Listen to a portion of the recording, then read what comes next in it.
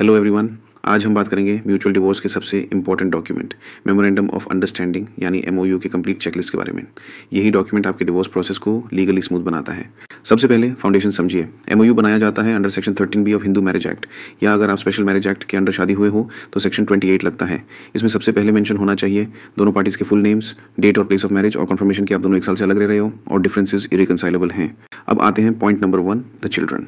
अगर आपके minor children हैं तो एमओयू में क्लियरली लिखा जाना चाहिए कि फिजिकल और लीगल कस्टडी किस पेरेंट के पास होगी, विजिटेशन राइट्स यानी मिलने का स्केड्यूल क्या होगा, चाइल्ड सपोर्ट जैसे एजुकेशन और हेल्थ का एक्सपेंस कौन बेयर करेगा, और चाइल्ड ट्रैवल के लिए एनओसी की कंडीशंस भी लिखनी होती हैं। कोर्ट हर वक्त चाइल्ड वेलफेयर को टॉप प्रायोरिटी देता है। Point number 2, financial settlement. इसमें 2 मेजर पार्ट्स होते हैं। पहला, एलिमोनी या स्पूजल मेंटेनेंस, क्या ये लंप सम पेमेंट होगी या monthly.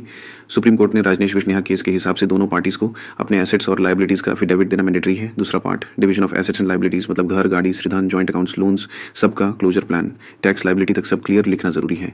Point number 3, termination of claims and cases. MOU में एक क्लॉज हमेशा होता है कि दोनों पार्टीज अपने पेंडिंग क्रिमिनल या सिविल केसेस जैसे 498A डीवी एक्ट या मेंटेनेंस क्लेम्स म्यूचुअली विदड्रॉ करेंगे। साथ ही लिखा होना चाहिए कि आगे फ्यूचर में कोई पार्टी या फैमिली मेंबर एक दूसरे पर क्लेम नहीं करेगा। अब कुछ important legal clauses. Legal compliance और वॉलंटरीनेस लिखना जरूरी है कि एमओयू किसी प्रेशर, थ्रेट या अनडू इन्फ्लुएंस के बगैर साइन हुआ है।